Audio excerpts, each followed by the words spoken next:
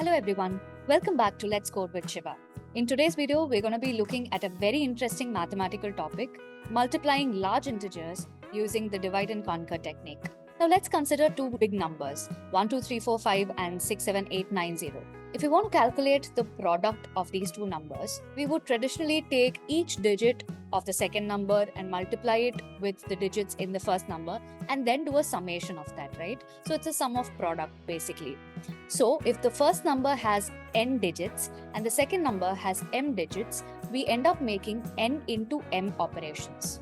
In our case, the number of digits is the same for both the numbers, so the time complexity becomes big O of n square. This is still okay for small numbers, but imagine scientific calculations where numbers with say 50 digits have to be multiplied. N square becomes 2500 in that case, which is computationally heavy, and the memory requirement also shoots up. This is a problem that mathematicians and researchers were interested in solving.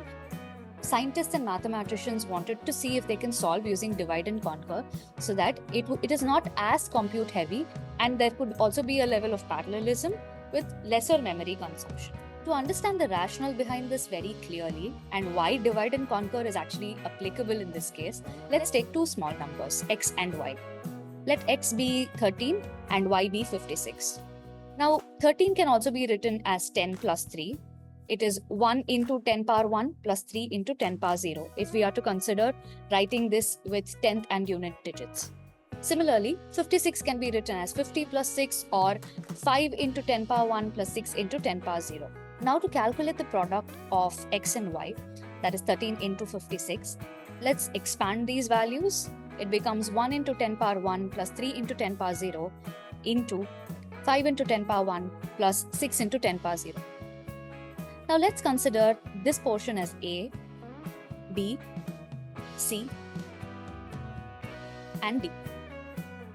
Effectively, this is nothing but A plus B into C plus D. So let's expand this accordingly.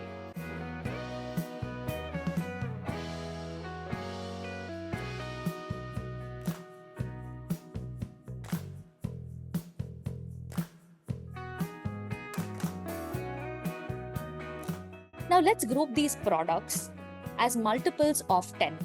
So here we get 1 into 5 into 10 squared. And after grouping all 10 power 1 elements, we get 1 into 6 plus 3 into 5. And all the 10 power 0 elements, we can group it as 3 into 6 here. If we carefully observe this particular equation, it can be seen that all the coefficients of the multiples of 10 are all individual operations on each of the digits. Like 1 is basically the most significant digit of x, 5 is the most significant digit of y, 3 is the least significant digit of x, and 6 is the least significant digit of y. Essentially, if we are to split x and y and say x1 as 1, x0 as 3, y1 as 5, and y0 as 6, we would end up with a generic equation. That is, x1 y1 into 10 squared plus x1 into y0 plus x0 into y1 into 10 power 1 plus x0 y0. We can further simplify this by considering x1 y1 as A, x0 y0 as C, x1 y0 plus x0 y1 as B. Also note that x and y in our case are two-digit numbers, so we have 10 squared. But if it's an n-digit number, we would have to multiply A with 10 power n and B with 10 power n by 2. So by dividing the number into half its digit on the right side and half its digits on the left side, we are able to simplify this into 4 multiplication operations on smaller numbers. So x1 y1 is one multiplication, x0 y0 is another multiplication, and B, because it's a sum of product, has 2 multiplication operations. Right? Overall, we have 4 multiplication operations. And this is where Karatsuba started looking into the sum of product term, that is term B. Computation of B here requires 2 multiplications, right? So Karatsuba wanted to see if he'll be able to optimize this. So to understand his rationale, let's again consider x1 plus x0 into y1 plus y0 and expand it. Now if you see, interestingly, x1 y1 is A in our equation, in our previous equation, and x1 y0 plus x0 y1 was B in our equation, and C was x0 y0. right? So it becomes A plus B plus C. But we are interested in B, right? So we can take A and C to the other side. So the equation now becomes x1 plus x0 into y1 plus y0 minus A minus C. And this resultant equation has only one multiplication operations, two addition operations, and two subtraction operations. So Karatsuba was able to optimize from 4 multiplications to 3 multiplications. Now the impact of this is pretty significant if we look at the time complexity. For 4 multiplication operations, we know that the time complexity is big O of n squared. But in the case of 3 multiplications, right, the time complexity now becomes n power log base 2 of 3.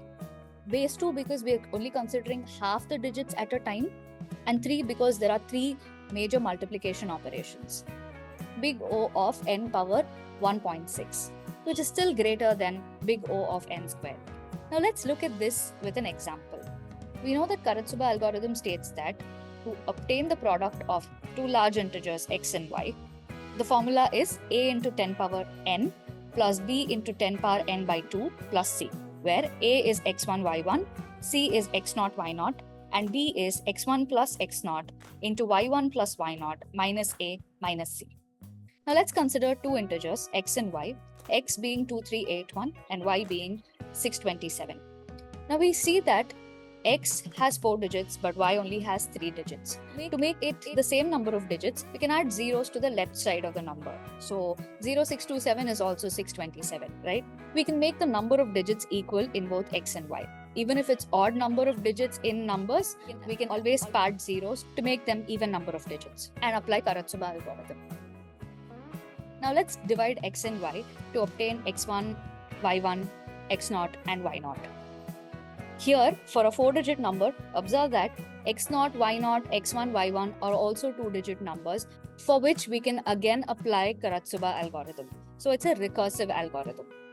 But for the sake of this example, I'm just using x1, y1 and x0, y0 as is.